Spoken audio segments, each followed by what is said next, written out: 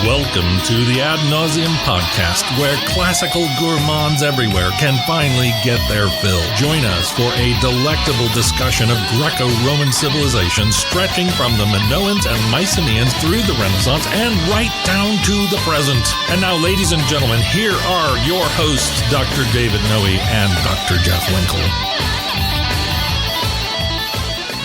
Welcome, Ad Nauseam listeners, to episode 156. My name is Dr. David C. Noe. I'm here in the Vomitorium South. That would be the basement of the RHB bookstore and coffee shop. And I'm with my good friend and fabulous co-host, Dr. Jeffrey T. as in what? Terrific? Terrific. I'll take it. Yeah, Jeffrey Terrific Winkle. Yes. How are you, Jeff? I'm feeling good. I got back from a week's vacation up in the beautiful woods of northern Michigan. Were you actually in the woods, or were you mostly sitting in a lawn chair on a dock, something like that? We were woods adjacent. Okay. It was mostly on the beach, on the shores of Lake Michigan. It was great. It was wonderful. But it's good to be back down in the vomitorium. Is that near Michigumi? Michigumi? I'm not sure where Michigumi is. Is that you know the song by Gordon Lightfoot? It's Gitchagumi, isn't it? Gitchagumi. Right. Sorry, the Edmund Fitzgerald. Right, we weren't that far north. Gitchagumi, that's the word for Lake Superior. Is that right? Lake Superior? It So is, yeah. Gitchagumi is Lake Superior? I believe so. So what is Lake Michigan? I don't know what it is. Is it Michigan? It's Maybe it's name? Michigan. It could be. Right. So you're on vacation. Yeah. You're back. You're in fine fettle. I am. I think so. How are you feeling? I'm doing well, actually. Thank you. Yes. It's been a great week of nice temperatures. Got a lot of exercise in this week, which always makes me feel good. Excellent. And I've been eating well, sleeping fairly well, and quite productive. All good. Checking all the boxes. That's correct. Yes. So I had to mention from vacation is one of the things that I do on this kind of large extended family vacation. I do all the cooking. That's what I remember. Right. And so I like to start the week with a pizza, like a specialty pizza. But my brother-in-law who comes in, he's also a specialty pizza maker, and so we disagree. This would be Beck's brother. We disagree on kind of the process, and so I was making this Chicago style pizza, and I was putting these slices of mozzarella on there. And he goes, dude, you got to shred it. Okay. It tastes much better. I said, come on, that doesn't make any difference. He goes, trust me, it makes a difference. So I shredded my own mozzarella, and I have to say he was right. Okay. So I went on this big kick, right? Okay. And if you buy the block of cheese and you shred it, Yeah. it makes everything better. So I'm taking it to the masses, and I'm calling it "Make America Great Again." So like how I kept that short. I'm trying to keep it short. Man, make them great again. Exactly right. You know, my fear, Jeff, even as you were developing this, can I share my fears for just a moment? Yeah. My fear that this was going to be is that this was going to be some classic rock deep cut. Oh. And there would be lyrics that I didn't know. Yeah. From, I don't know, Pink Floyd or one of these bands that you just dismiss out of hand. Well, I just don't know them. Gotcha. Fleetwood Mac. Yeah. And you would have worked really hard on this and to be very clever, and then I wouldn't get it. And I'd have that deer in the headlights look that I have so often. You know, people tell me jokes. Yeah. And if I don't get it, I'm just not socially capable of laughing. Yeah. If I don't, you know this. That's one of the things I really like about you, Dave. Really? I do. I don't know how to laugh if I don't find it funny. Yes. Right. And I feel like it's a social failing, but other people are deeply hurt. Yeah, exactly. I've had people say to me, "Oh, so only you can be funny? Only you can tell?" No, it's just I don't get it, so I don't know what to do. Exactly. Yeah. I'm glad it wasn't. I'm glad one of those. I things. didn't lead you down that road. Exactly. Make America great again. But talk some more about how that's one of the things you like about me. Can we? No, I don't have enough time to talk about many things I like about you, Dave. What are we doing today? Well, we're starting out without any corregenda, actually. Oh, really? Isn't that nice for a change? Yeah, that feels good. And we're starting out without any shout outs. Yeah, that's not so good. Well, yeah. But we do have actually a little bit of a promo here. We do. Yeah, I have in my laptop bag, I have 2 copies of Scott Van Zen's instrumental guitar offering, and I'm going to give them away. They are signed copies. Fantastic. So the name of the album is No Words, and it features, I think, 11 tracks. The first one of which is Goes to 11. Nice. You get it? Yes. Yeah. So if you listener would like to hear some of Scott's music, I think people still listen to CDs. I mean, it's signed. Send us an email and say, hey, I would like that free CD. Please send it to me with an Ad Nauseam sticker. Yeah. And Depending on who responds, we'll have a little drawing and we'll send those out, and you can enjoy his awesome guitar playing. That'd be great. Maybe someday Scott could send us his works on vinyl. That'd I heard be about great. vinyl's making a big comeback. Oh, vinyl is People are making a collecting huge, again. Yeah, a huge comeback. That'd be great. When I think of vinyl, all I can think of is Hot Car Seat from the late 70s. Exactly. I don't want to sit on that. Dreading stepping into that Exactly. car. Right. People today don't know what that's like, but we remember we were kids. Yeah. Okay, so what are we talking about today? Today we have on the show our good friend and former guest. Yes. One Patrick M. Owens, the great spoken Latin guru, classicist extraordinaire. He longtime listeners might remember he was on two-parter talking about what the best Latin textbook is. Yes, and what did the critics say about that? I think we have a little bit of a recording here. Mishka, can you play that clip of what the critics thought? Worst episode ever. Oh, not even close. So what do you say, Jeff? What are you talking about? It was great. Okay. All right, yeah. So without further ado, let's welcome Patrick to the program. Welcome to the show, Patrick. We're so glad to have you back. It's terrific to be here. Thanks for having me.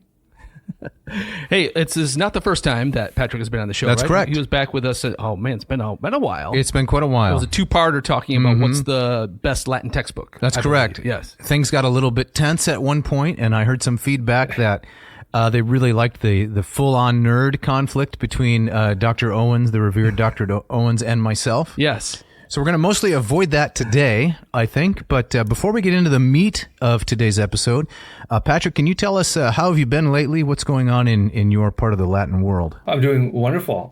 Thanks for asking. Let's see.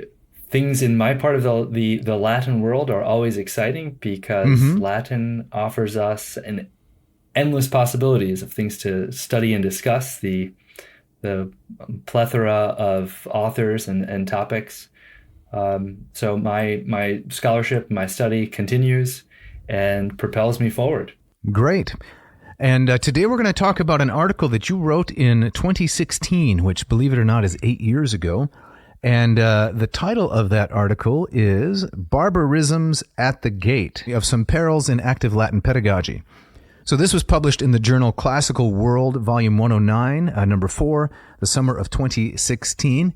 And so let's jump right into it, Jeff. And why don't you lead off with the opening question for our esteemed guest, Dr. Owens? Yeah, I'm actually going to start with a question that I actually want you to answer, I think, later, Patrick, because I am very curious to kind of hear what you would say about your view of things now 8 years on. And, what has changed, not in terms of, have you changed your argument, but what your view of kind of the state of Latin, the state of Neo-Latin today. But I think let's save that for the end. But I wonder if you could talk a little bit about what was the impetus for you writing this article?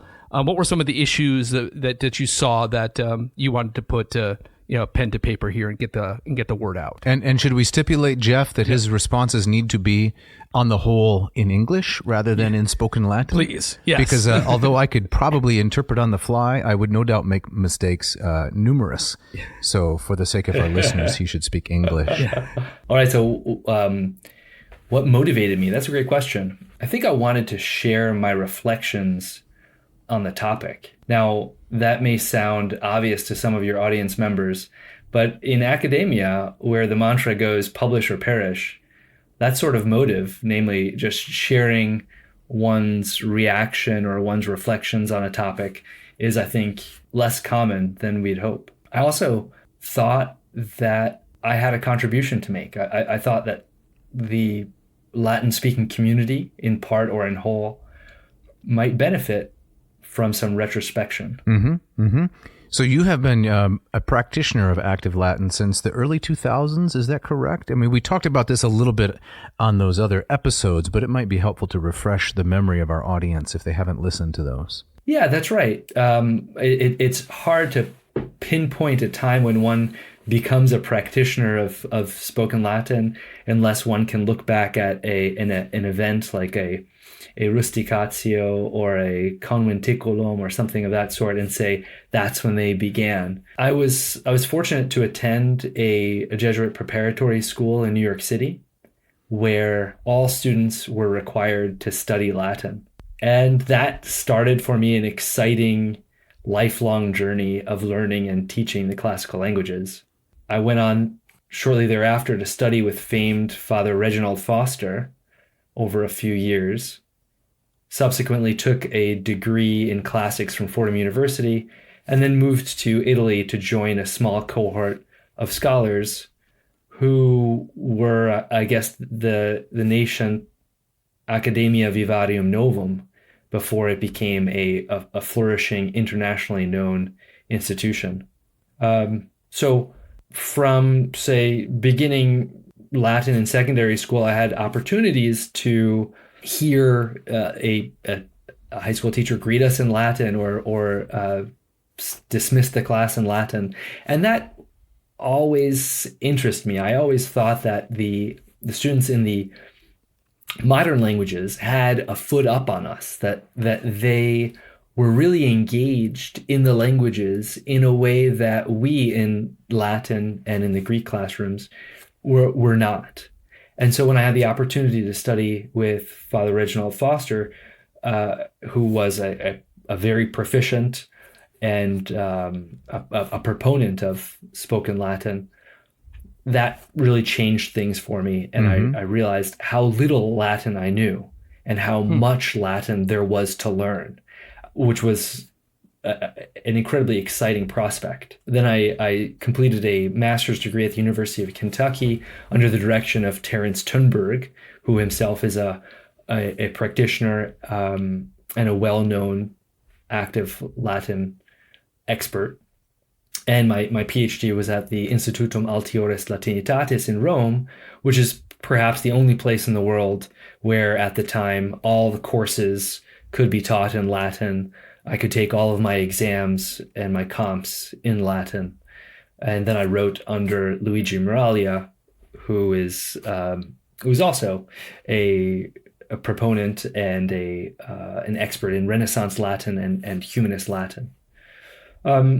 So it's hard for me to look back and say at one point I began my journey of speaking Latin.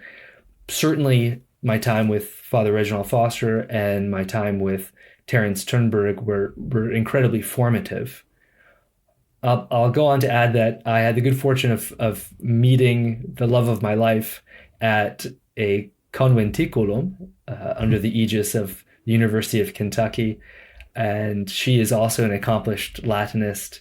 We raised 2 children together in the Wild West of Lander, Wyoming, where I was teaching at subsequently I taught at a small liberal arts college.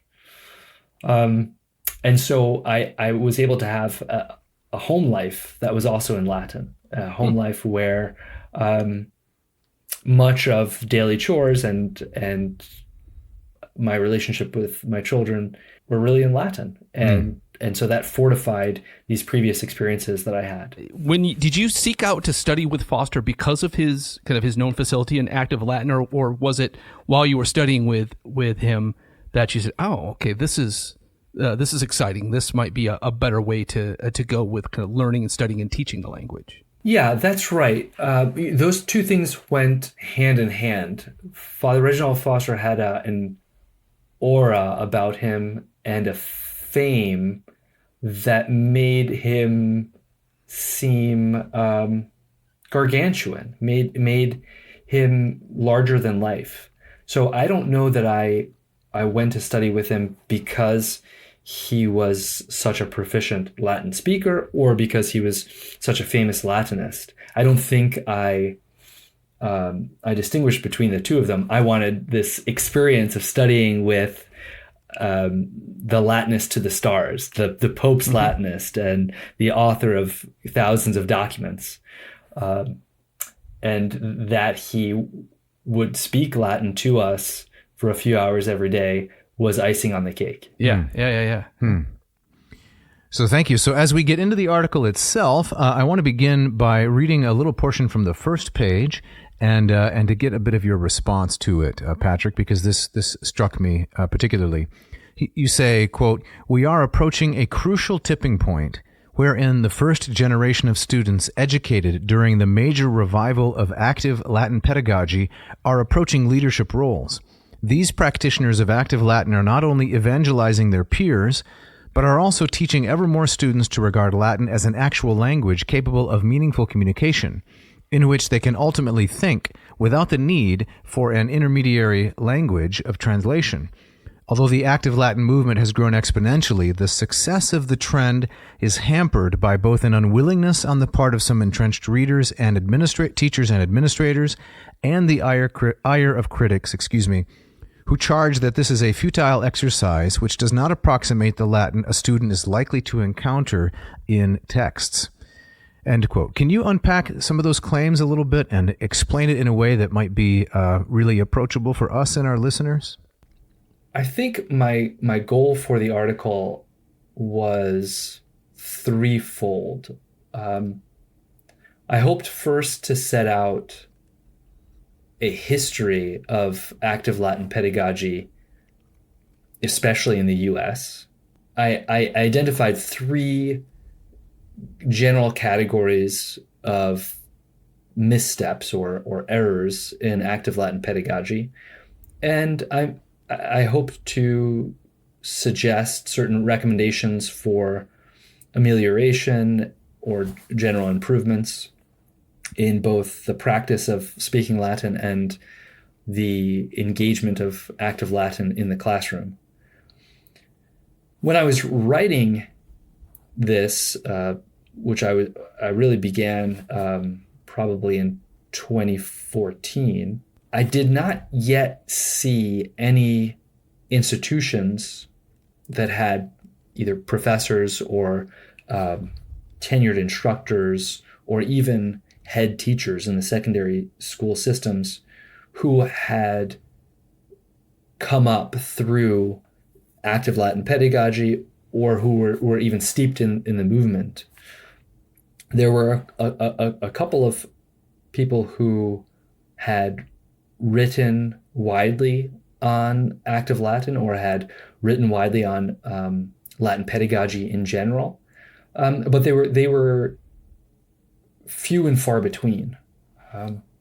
So I thought that at that period we were looking at the rise of a new cohort, a new normal within classical language pedagogy, especially in the US, wherein a plurality of up-and-coming instructors would have had some experience speaking Latin. They would have done a biduum. They would have done a week-long intensive in Spokane or in Los Angeles or in Kentucky. I anticipated that would bring about a real shift in the way that Latin instruction took place. Obviously, I mean shifting away from the grammar translation method of identifying cases and numbers, tenses and persons, to what I might call a more holistic or conversational approach. And the time right before a tipping point is a crisis point, right? And so Sure. there's always pushback, and that is partially what I was responding to in the history of active Latin pedagogy, in that although this movement had already been in place dating back to the mid 1990s, the entrenched professorial class and the old guard more frequently than not spoke disparagingly about it. And I thought that was probably either coming to an end or was about to be corrected by the growing number of active Latin practitioners going into the workforce. Mm-hmm. Mm-hmm. Thank you. That's very helpful. The next part of the article leads with this as the beginning of the paragraph, still pretty early on. And for the listeners, if they want to read the article, which I think is fascinating, some may find it a little bit dense at places, no more dense than I have found its author, but we can make that available to people. It begins, the term living Latin is itself misleading. So, Patrick, I'm hoping you can talk a little bit about why you find that term misleading and what might be a better way to describe this movement of active Latin pedagogy. Oh, sure. So when we talk about active Latin pedagogy, I prefer that term generally to spoken Latin or to living Latin, because Latin, from a linguistic description, is a dead language. It is not a language that is typically spoken from birth, or it's not a native language to any community of speakers. And of course, there are outlier individuals who may grow up in a Latin-speaking home, but far and wide we can say that there's no cohesive community of Latin speakers. Latin doesn't change. It doesn't admit grammatical constructions that are novel. It doesn't admit new etymologies, or is in a sense, it's a non-productive language. And there are exceptions to that statement, of course, as well. There are plenty of neologisms that Latin adopts from time to time to talk about the modern world, to talk about experiences that are qualitatively different from those of ancient Romans or medieval Latin speakers or Renaissance Latin speakers. But really, those are conservative additions, and they don't change the language in a fundamental way. And so it's I think, proper to say that Latin is a dead language. That doesn't mean that Latin can't be used as a mode of communication. It doesn't mean that Latin can't be the language of a particular community, or a lingua franca for a given community or event. But we don't want to be disingenuous. Latin is dead, and that's fine. Latin is sort of fossilized. It's immortalized. In a certain sense, there's been an apotheosis of Latin. Latin is now something that is a golden standard that we can look back on, from Cicero, who really functions as the touchstone of Latin syntax and grammar and diction. And we can say, okay, from the classical period, really Latin is set in stone. There are minute additions of grammatical constructions, few and far between in the early medieval period, that are adopted almost unanimously, and there's some vocabulary that's added, but really it is what it is. It's spoken for. Now, it's difficult for some people to hold that in mind and say, okay, it's a dead language, but people speak it. I thought, someone may interject, I thought that the difference between a living language and a dead language was that nobody speaks it. And that's easily understood, because that is what we experience when we talk about dead languages more frequently than not.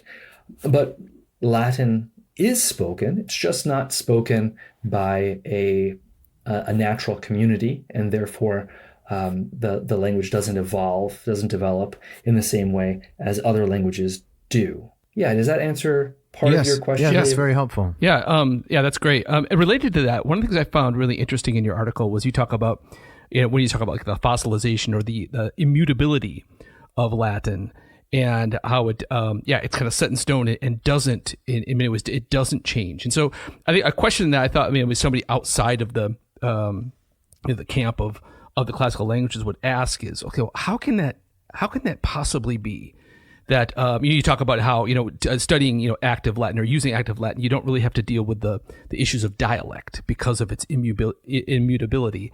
And so this language that was spoken and written over hundreds and hundreds of years, as the Roman Empire grew and developed other cultures within its borders, and you make the point that someone who can if you learn Ciceronian Latin, you can go on to read Juvenal, you can read Apuleius, you can read these authors writing in Latin from many different parts around the Mediterranean. I mean, a question that somebody might see is like, how did that even happen? How can a language that spread, over chronology and geography be immutable to the point that you can kind of you can read it, you can kind of speak it in a way that would touch all of these different points along the way? I wonder if you could speak to that. Yeah, speak to how Latin is spoken in such a variety of places. And could just talk about how its immutability, right? The fact, the question that struck me is like, how is it this language that was spoken over such a long period of time and across cultures doesn't change? It's primarily because there is a division in Latin. There's the vulgar Latin and the literary Latin. Mm-hmm. Vulgar Latin is the lingua franca of the marketplace. Literary Latin is the lingua franca of the literati, of learned professionals, yes, of the clerici, the clergy, the ambassadors. And so this division allows vulgar Latin to continue to develop in its diverse regions, the Neo-Latin languages, that is the Romance languages, mm-hmm. while at the same time this stratification of language permits the literary Latin to continue as a literary language almost unencumbered by vulgar Latin and in a certain sense pure from the evolution and the addition, the creation of regional dialects, because the audience, generally speaking, of the literary tongue, of the what we'll end up calling classical or classicizing Latin, mm-hmm. that audience is not a region-specific audience. And so by the nature of the needs of literary Latin, namely to reach people in other areas, to function as the language of ambassadors, of kings and princes, of law courts that oversaw more than a specific region, it had to maintain a universality. And the only way that it does that is to hold itself to the standards of classical Latin. Mm. And very early on, by Quintilian, really, the hallmark, or as I said, the touchstone of Latin syntax and vocabulary is Cicero himself. If I could just interrupt for a second, for the sake of the listeners, Quintilian, we're speaking of an individual at the end of the first century AD, right? Approximately. Thank you. 60 AD to 120, somewhere in that range, contemporary of Tacitus and so forth. So very soon after Cicero does his dialect, his particular use of the Latin language become the universally understood language that is Latin. Other things continued to be used in Europe that were called Latin. So the language that was spoken in marketplaces would not infrequently be referred to as Latin, even though it had diverged quite a bit from the standards of literary Latin. And so there wasn't always a recognition on the part of speakers that there were two totally distinct dialects until really the Carolingian Renaissance, wherein the Latin of the Church Fathers and of the classical authors was made the standard of the empire. And when we say that, we're speaking of Charlemagne 800 AD, correct? That's correct. Yes. That's really very helpful. And so from this non-literary Latin that was spoken all over the Italian peninsula and throughout Europe, eventually what we call the Romance languages, the younger, uglier sisters of Latin, that's where they came from, right? But literary Latin continued on unchanged. So for those who are really good at speaking French and Spanish and Portuguese and Italian, I apologize for my gratuitous swipe. Right. But I want to try out a little idea with both you and Jeff for a second, and then we can get back to the main point. It occurs to me that another kind of language might be a good analogy here for the deadness, and that would be the language of numbers, right? So if you're going to do, very simple equations, 12 plus 4 equals 16, right? A long time ago, those numbers were fixed and they've never really changed. Now, the study of mathematics has expanded into areas that the ancients didn't understand. So that's what I think from my limited knowledge. But the tools with which those investigations are made stayed fixed in that specific language of the abstraction of numbers, right? Nobody's inventing new ways to discuss these things. They're using given tools. And is this at all helpful? No one expects, for example, the language of numbers to have changed just because thousands of years have passed. Yeah.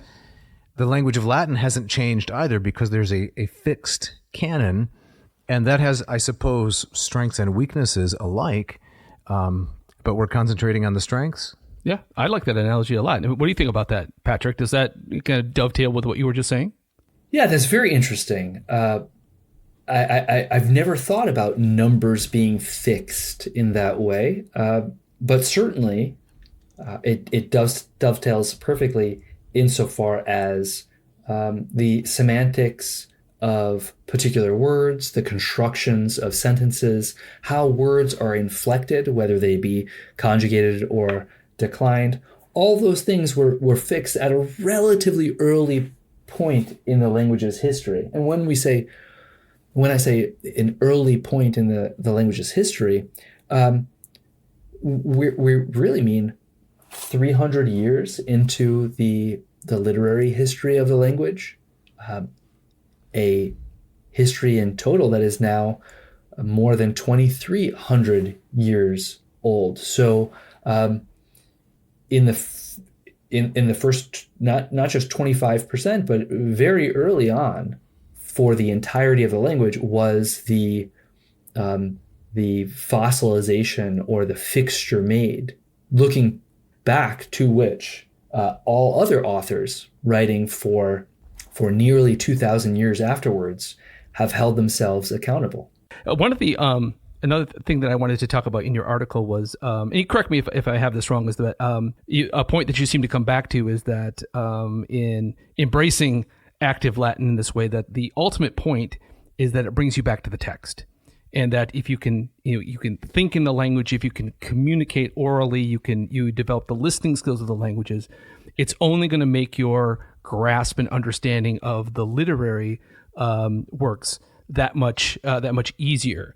And it reminded me of one of the critiques I've heard, and critiques of my own long ago when I used to teach Latin, is students coming in from high school and saying, "Well, we didn't do that much Latin. We did lots of toga parties and this kind of thing."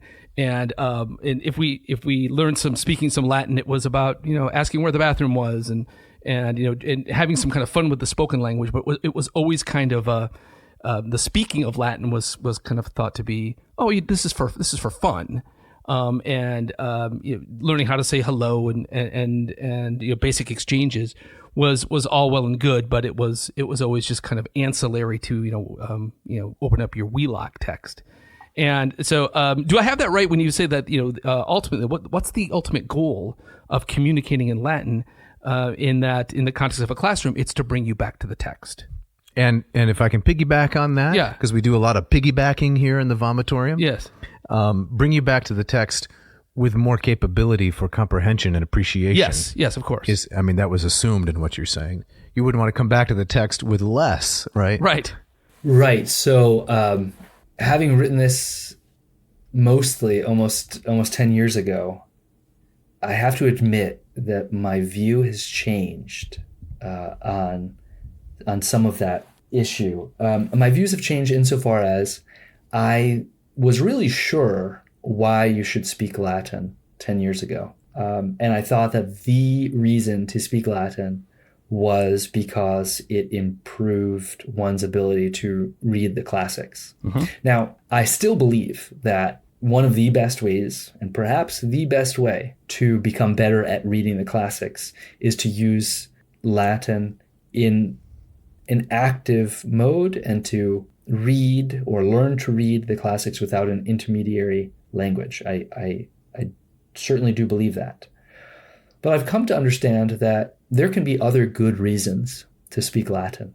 And if it takes a toga party or a pizza party or a chariot race or a Latin conversation day during the week for a high school program to have a successful and vibrant Latin curriculum, or for a elementary school Latin program to exist at all, then I'm on board, because there can be a plurality of goods gotten out of speaking Latin. I would add that even if speaking Latin doesn't serve those ends, that is, even if it doesn't enliven and invigorate a Latin curriculum in a primary or secondary school, even if the instructor or the student just finds it fun, just finds it delightful to express themselves from time to time, maybe it's just a salve here and there or a wale at the end of a conversation, I don't object to that, and I encourage it, because every step closer to an engagement in the language is ultimately in the right direction. Yeah. Speaking of heading in the right direction, Jeff. Yes. It's time for the ads.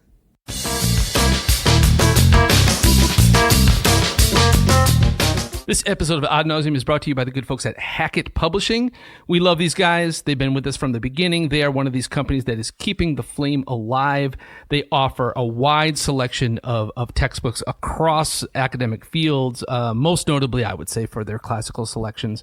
I've got an upcoming semester. You do? Yeah. That's around the corner, and I've got a few titles from Hackett that are going to be on the syllabi. I'm excited. And I'm excited for my students because, one, it's the translations are great, and two, they're extremely affordable. High quality stuff, but it's not going to break the bank. No.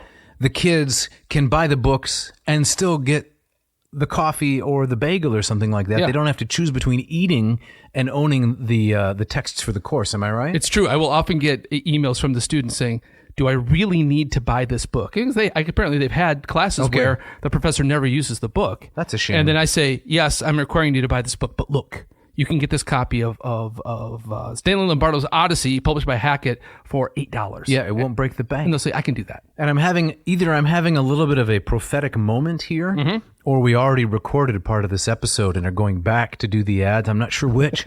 I think later on, Dr. Patrick Owens is going to mention the Lingua Latina per se Illustrata book, which Hackett publishes. Yes, I feel that coming as well. You feel that coming? I do. So we're both enthusiasts today. Yes. So, listener, if you want to support our little podcast, and if you want to light a match in the dark, light a candle instead of cursing the darkness, go to hackettpublishing.com, HACKETT, and do what, Jeff? They go to check out their huge selection, find the text that you want, put in this coupon code for the big savings, AN2024. And that will get you two wonderful things that will get you 20% off your entire order and free shipping. Check it out. This episode of Ad Nauseam is also brought to you by one Mark Helweg and his coffee enterprise, namely ratiocoffee.com. Now, about a decade ago, when Mark moved out of selling coffee and roasted products exclusively, Clive Coffee, and into the development and sale of brilliant coffee machines, he named it Ratio. Not even knowing, I don't think, Ratio is a Latin word. Maybe he knew that. But that at one point he was going to be sponsoring this podcast. Yeah. So we call that serendipity, yes, right? Yes, indeed. Exactly. So, Jeff, did you have any coffee recently? Have you been drinking some coffee recently? Every morning, okay. Right? And one of the drawbacks of my vacation is that every morning I had coffee, but it was from one of those, Drake and Bleecker, machines. Senior coffee. Right. And so it was hard to get the day going. Did you get any marsupods, any Keurigs? No, thankfully, no. Right. But coming back home, Yeah. one of the great things about coming home was coming back to my ratio 8. Yeah. And this morning and the last few mornings, I've had that perfect pot of coffee. Sweet. With the touch of the button, bloom, brew, ready, that's it. And then you're ready. Yep. So you mean there's no elaborate process of flipping a dial, calibrating, doing anything like that? No, nothing like that. Multiple buttons. It's not like a Control-Alt-Delete kind of thing and then go through your task list? Nothing like that. On vacation, I felt bad for my in-laws. They like to sleep in. I get up early. So I start the coffee, and by the time they get up, that coffee's been roasting on that pad for a couple of Scorch hours. pad. It's horrible, but you don't have that with a ratio. No, because you got the hulking flag on. Hulk and flagon, which will keep it warm naturally for hours on end. No Kindle brick. Nope. Well, I really enjoy my coffee too, and recently received a nice little gift of some beans from family members. A delicious roast. Had it this morning. Ground them up in my Barazza grinder, set it at 21, and then right into my ratio 8. Fantastic. Beautiful. Excellent. So listeners, hey, do yourself a favor. Go to ratiocoffee.com and check out one of these machines. You got the 8, there's the 6, coming soon, the ratio 4. We're getting close, aren't we? Getting close. Excited to kind of give you the details on that soon. Find the machine that you want, and if you type in this coupon code, ANCOP8, Yes. David, what will that get them? It'll get them 15% off, and I believe the P stands for precocious. Precocious. Yes, Excellent. because if you go ahead and get this coffee maker, people are going to say, wow, you're really precocious about your coffee production and consumption, aren't you? Indeed. And you can glory in your preciosity. Yes, so ratiocoffee.com. Check it out.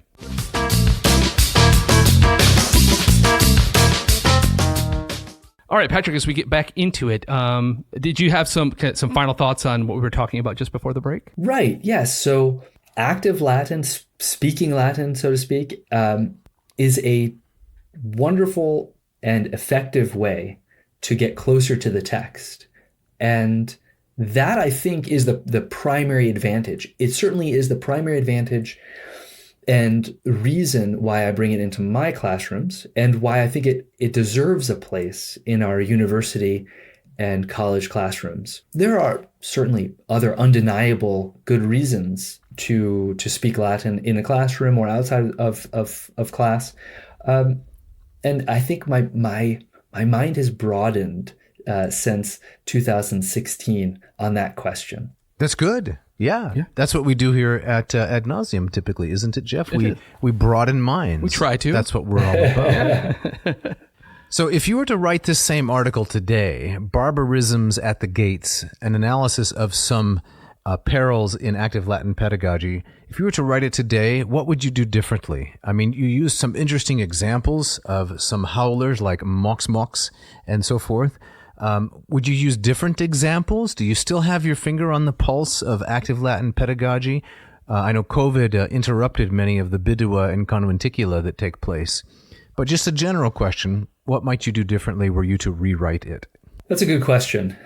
I think the issues addressed in the article have changed substantially. I hope that much of the article is still relevant. I think it is. But the landscape is totally different today. I have the impression that active Latin pedagogy has been adopted more broadly in classrooms at every level in the U.S. The resources for speaking Latin are truly myriad. That was not the case just 10 years ago. And I see more and more Latin lovers and serious scholars coexist in spoken Latin groups or societies and reading groups in which at times participants may or may not speak Latin. And so because the landscape is so different today, I would do a lot different. I would choose my examples more judiciously. And by that, I mean, I regret choosing examples from people who were still active in the community. While I didn't always name names, I used examples that were easily recognizable to a certain subset of my audience. So what you're saying is you alienated some friends? I did alienate some friends. Oops. And probably that was imprudent, and I was a much younger scholar then, so that's something I would do differently. And then I focused really on vocabulary in the article, and I don't think that's so interesting anymore. I love to study neologisms and the use of Latin diction at all periods, but what really fascinates me now is syntax, how syntax shifts in the mouth of the active Latin practitioner when compared with the texts that we have from the classical, medieval, and Renaissance periods. How different is Latin among our contemporaries from that which we find in our written monuments? So if Patrick, if I can just introduce an example here to try to illustrate what you are saying about syntax, would that be okay? Absolutely. Okay. So you and I have discussed the proper way to express the notion of coffee, the common beverage, Potio Arabica, right? I'm familiar with it. Yes, and I think you've said it is to be pronounced as kafeya, right, as a first declension noun. So if you wanted to say, I like coffee, there are maybe a half a dozen acceptable ways to put that in terms of vocabulary and syntax. But there are some that are better in terms of ancient syntax than others, right? So you could say something like, cafea me delectat, I like coffee. You could say cafea mihi, or even me placet, if you use either of the dative cases. You could say something like cafea, right? You could use a passive, right? It's something that is liked by me. I don't know how you'd say that, but cafea delector. Cafea delector, right? With an ablative there of instrument, right? That's right. So as you hear different people using active Latin pedagogy at conventicula and bidua around the country, what are these syntax shifts and permutations that you see, and how do we argue for some being superior to others? Exempla tua me multum iuvant. I really like your examples. What I have in mind really is the use of, say, subordinate clauses and word order. We learn often in our textbooks, and even in the best of textbooks, we are primed to expect subject, object, verb, word order. Right. But now we have a really good sense, thanks to the analysis that computers can provide, that really only accounts for roughly 35% of constructions in Latin. And so if we give it the pride of place in spoken Latin, we probably are missing something. What is lost in word order from the classical period that we are not practicing in our modern conversations? And one might say, well, it doesn't matter. People are still understanding me, right? And that is always the trap. Speaking Latin, if it has as its goal to better understand ancient texts, can't be judged simply on how well our contemporary audience is understanding the communicated message, but ought to be judged as to how well a Roman of the classical period would have understood the message as conveyed. Mutatis mutandis, right? If we're talking about very modern concepts, or we're talking about, say, religious concepts that a Roman would never have understood, we can maybe make exceptions for those. But when I talk about looking at the syntax, that's primarily what I'm interested in at currently. So that 35% subject, object, verb, the additional 65%, though, is shared between any number of other syntaxes. Is that right? That's correct. So you could still argue that it is the majority, in the same way that Abraham Lincoln became president with only 38% of the vote. Not even a simple majority, but outweighed all of the competitors. And so we still have to teach that, don't we?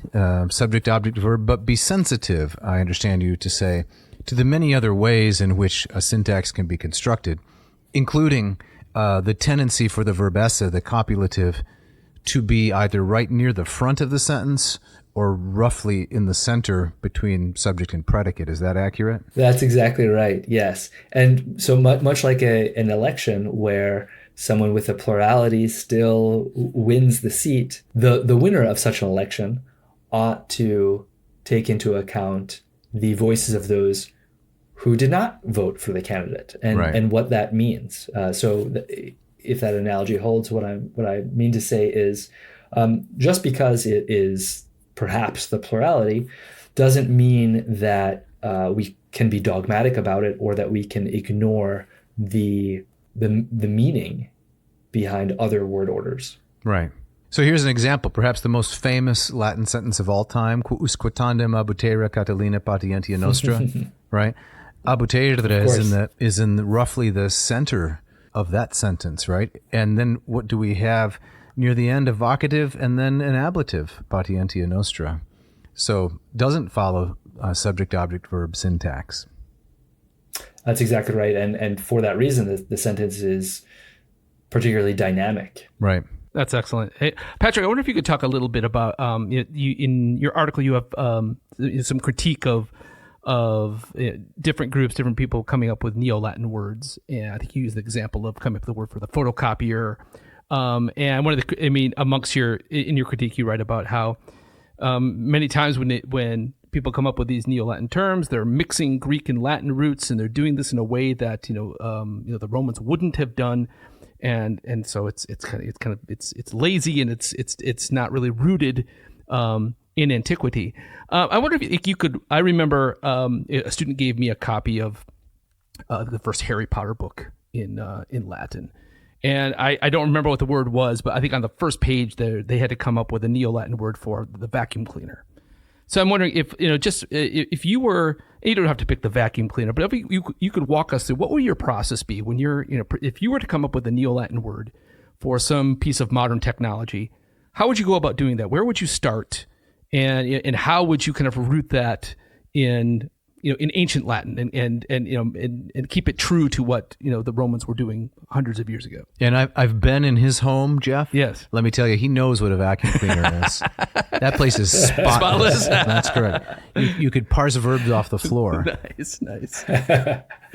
Yes. We know where the hauritorium pulveris is in our house. Yeah, and that just happens to be maybe my preferred term for a vacuum cleaner, and maybe there are other viable alternatives. To your question, which is a good one, Jeff, my first step, if I need to articulate a modern item, is to look at what great Latinists have said about that term. So I would consult lexica. There are lexica for modern terms, and I would make sure that this item has not been well established by a writer, which very frequently happens. The amount of Latinity written in the Renaissance is absolutely incredible, and there is even a wealth of modern Latinity that goes neglected. And so I like to look and first make sure that someone hasn't articulated this in a Latinate manner before, so that I'm not reinventing the wheel. Mm-hmm. If in fact it's not been said before, the next steps would be really to break down what is trying to be said. Can it be said clearly and in a manner that is elegant, using a circumlocution? So hauritorium pulveris is a good example, really, because vacuum cleaner is I think usually written as one word in English, and in Latin we convey that as the sucking mechanism, or the machine sucker of dust. Yes, the machine sucker of dust. So we go to the verb root that we're really familiar with, haurio, haurire, fourth conjugation verb there that means to draw, to suck, to bail. And we go to the suffix that makes it into an instrument, which is orium. And then we couple with it the genitive object from pulveris. And it's amazing how frequently we can do that effectively. And when I say effectively, I mean in a way that our audience will understand us while maintaining the basic necessary structures of the Latin language. Mm-hmm. That's really helpful. So the Roomba in my home is named Harry, as you know, because it's hauritorium pulveris. But what I would like you to articulate for us, Patrick, if you can, because there are hopefully many Latin teachers listening to this, why is hauritorium pulveris superior, in your in your lights, superior to calling it something made up like vacuumus cleanerus, as some people tend to do? Why is that superior? Yeah, that's a good question. The thing is, if I write Hauratorium Pulveris in context in a letter or an email to another Latin reader, let's say I were to write that to either one of you, if you had not previously encountered the term, in context, it would still be clear to you what the Hauratorium Pulveris was. And so there's no reason for me to take flight to using the vernacular, which is really what we're doing if we say vacuumus cleanerus. And by adopting terms like vacuumus cleanerus, or as once was the term in my own household, donutum, for donut, if you just admit donutum or vacuumus cleanerus here and there, it's probably not the end of the cohesion of the language. But that creates a tendency. It creates a tendency of sort of laziness. Whenever you don't know the word and it's not on the tip of your tongue, you just say it in another language. And we can see that as the demise of certain Latin-speaking communities. And I'll be very specific here. That, I believe, is the downfall of Latin speaking at the Vatican. Latin speakers at the Vatican very frequently admitted Italian into their speech, and ultimately their Latin became Latin Italianese. And Jeff, we're going to get a lot of heat for this, Exactly. All those people at the Vatican who listen to ad nauseum. And ultimately now you can wander the halls of the Vatican and hear no Latin whatsoever, because it was a gradual demise of Latin, even at the Vatican. So a donut is capetium, is that right? That's very good. Yeah, capetium is a fine usage there. We tend to say sphera, which is an ancient dessert that was sold on a stick. Okay. Yeah. I looked up the German word for vacuum cleaner. I'm probably not going to pronounce it correctly. Staubsauger. And so another argument you could make is that if you were writing to an English speaker like Jeff and I, and you used vacuumus cleanerus, then we could recognize it because we move in the language from which you borrowed that vernacular. But if you were writing to Wilfred Stroh or some other German friend who maybe didn't know vacuum cleaner as an English word, right? They would be closed out from that borrowing in a way they wouldn't be if you were just working from Latin. Do you think that's a valid argument? That's exactly right. And while Wilfred Stroh certainly does know the English word vacuum cleaner, you would relegate your audience to only those who shared in your native language community. And that's not what we want to do. It's not a good practice to eliminate possible audience members from your writing. And as I said, it builds a certain laziness that then builds on itself. And ultimately, the desire to remain in Latin is enervated.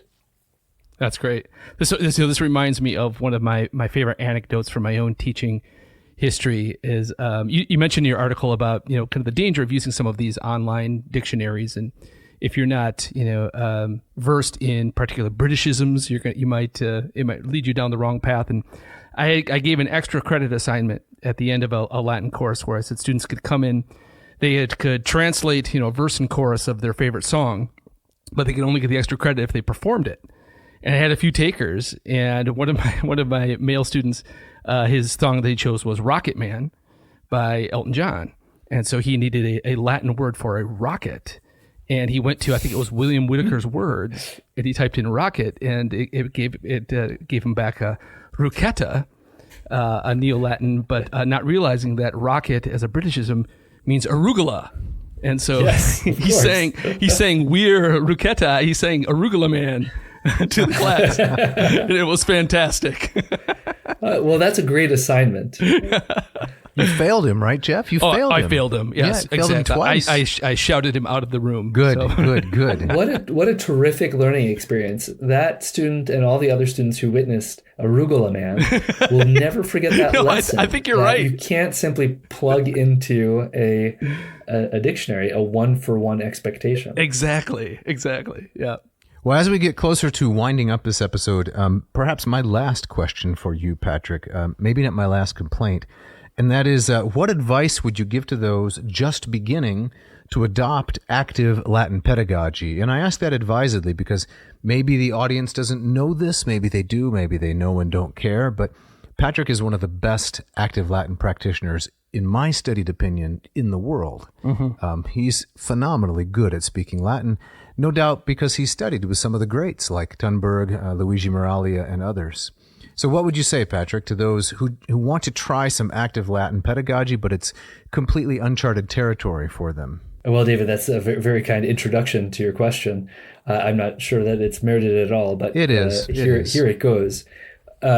Things have changed, as I outlined earlier, in the intervening years.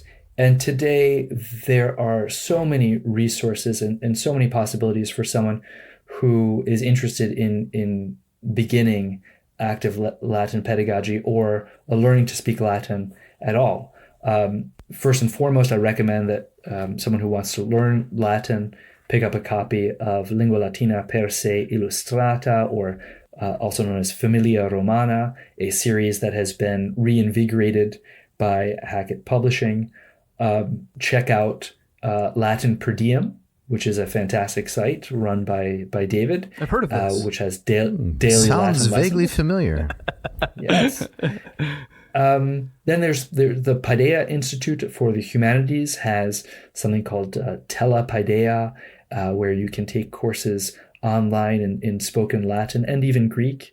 There's the Veterum Sapientia Institute, which focuses on religious or Catholic Latin learning, but it's really for everybody. For younger learners or for parents of younger students and educators in the elementary school level, Laura Eid of the University of Dallas has developed a new program, a K-12 Latin program that's worth a careful consideration. And I would say that the Paideia Institute, again, has come out with an entirely online introduction to Latin for elementary and high school students. So there are just so many resources that are worthwhile and available. If people already know Latin and they want to speak Latin, there are Discords, which is a website where people can speak to one another readily. Then there are research guides. Second language acquisition has finally been accepted by classicists as a field that's worthy of study and consideration. So second language acquisition theory has moved in the modern languages finally, I think, past Krashen. And so the second language acquisition theory post-Krashen is now finally making its way to classical languages. And so there are a number of books that are available and can be easily found, like Cambridge Studies in Second Language Acquisition or Current Approaches in Second Language Acquisition. So those would all be good places to start. Excellent. Hey, yeah, I have a number of questions, Patrick, that I would love to ask you. We're up against the clock, but I think ending on a jumping off point, giving students a place to kind of to go next, I think is a perfect way to close this out. Yes, and to add in also, if I may, the first 1,000 words in Latin by Usborne, the Find the Duck book, right? We've talked about that before on the program, and Patrick was the main scholar behind all of the words that you can find in that book. Fantastic resource. And Patrick, I'm going to see you in Waco, Texas, correct? In October. I look forward to it. Where we will be leading together a biduum where I'll be learning and you'll be teaching. And maybe if the students can endure it, I'll do a little teaching as well. So thank you so much for I hope being that on the your program. audience, I hope that some of your audience members will join us. Wouldn't that be fun? Fantastic. Thank you so much, Patrick. Thank you both. It's a joy to be with you. Bye-bye. Valete. Well, Jeff, that wraps it up. I think we have to get out of here, don't we? I hear something going on up the door at the top of the stairs. Yeah, it's a little frightening. I hear terrifying. Like claws and hooves and bleating. What is that? Well, I think my guess is that I hate to say it, it's the chupacabra. The chupacabra. Yes, the goat sucker. That's something I ordered at Taco Bell last week. Man, you got the What's a chupacabra? It's a goat sucker. Really? Yes, it's some kind of folkloric horrible beast from no. south of the border. What's he doing here? I don't know. What is he doing? Do you have any idea what is he's upset about something, right? Okay. Maybe he's upset because he was left out of episode 135. Were we supposed to talk about the chupacabra? I think so. But you remember 135? We were talking about portents and monsters. That's right. There was the Sasquatch. Yes. Remember that hairy creature with the Swiss the Swiss timepiece? Yeah. Right. And the abdominal snowman. Exactly. Just one crunch after another. Right. Yeah, exactly. Oh, and also the already but not yeti. Ah, yes. That guy. So Chupacabra is angry and he wants to get in here. So I guess we better vacate the vomitorium and let him have it. Exactly. Well, I've learned my lesson. Okay. Right. But before we do, Dave, tell us a little bit about. It's fortuitous that this. Yes, it is. That this episode was about active Latin. Yeah. Who saw this coming? Right. But tell us a bit about some of your own programs. Okay. So LLPSI, Latin, Lingua Latina per se illustrata, which I like to translate as Latin teaches itself. Yep. Isn't that idiomatic? Perfect. Okay. Hans Orberg wrote this textbook, Familia Romana, and it begins with these kinds of words, Roma in Italia est.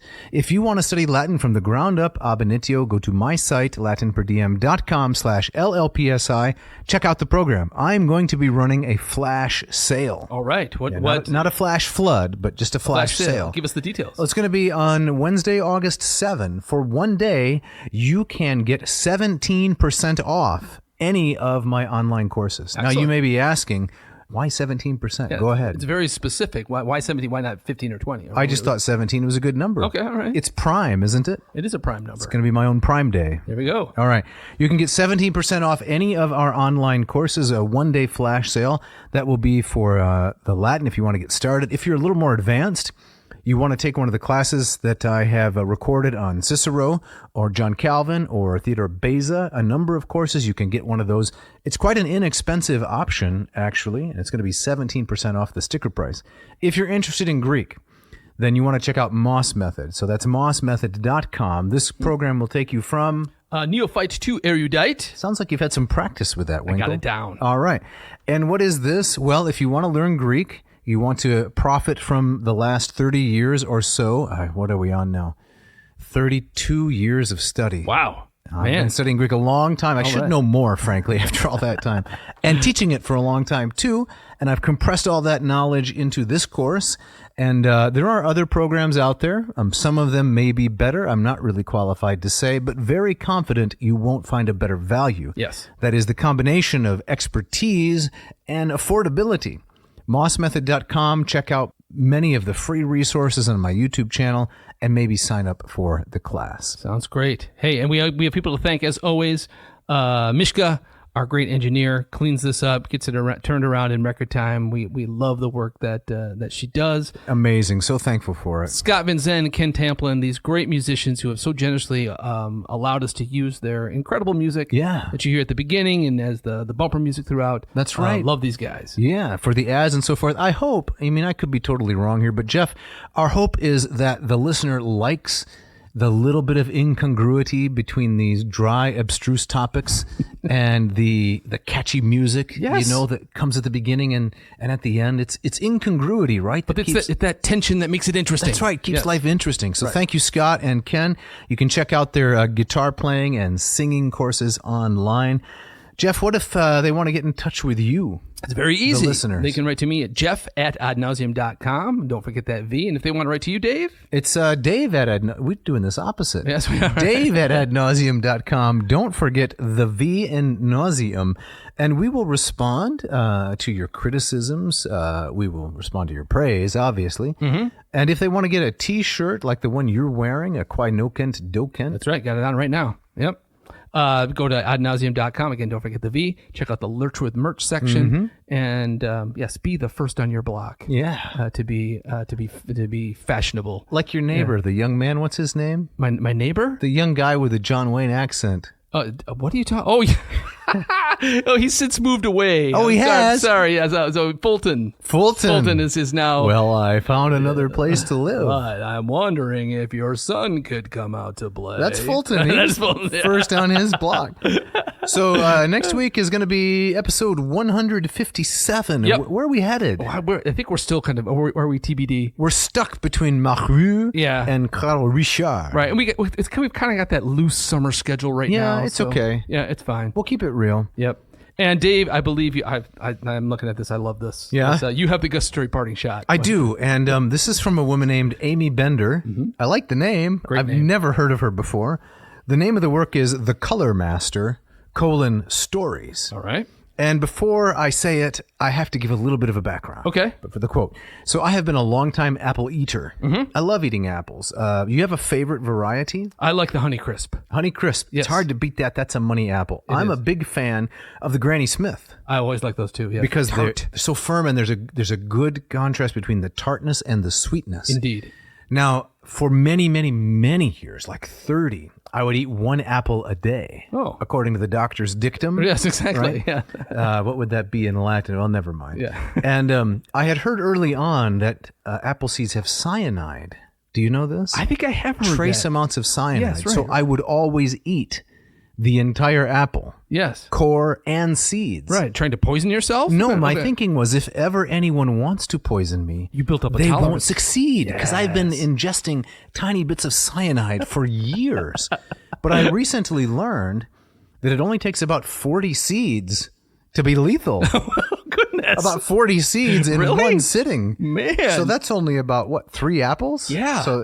So that scared me away. Oh, quite a gotcha. bit. So And no more seeds. Actually, I haven't eaten an apple in quite a long time now. Oh, man. So on to the quote. Yes. Miss Bender says, quote, "It's unsettling to meet people who don't eat apples." What do you think, Jeff? I agree with her. You're I do, unsettled? yes. All right. Thanks for listening. Thanks.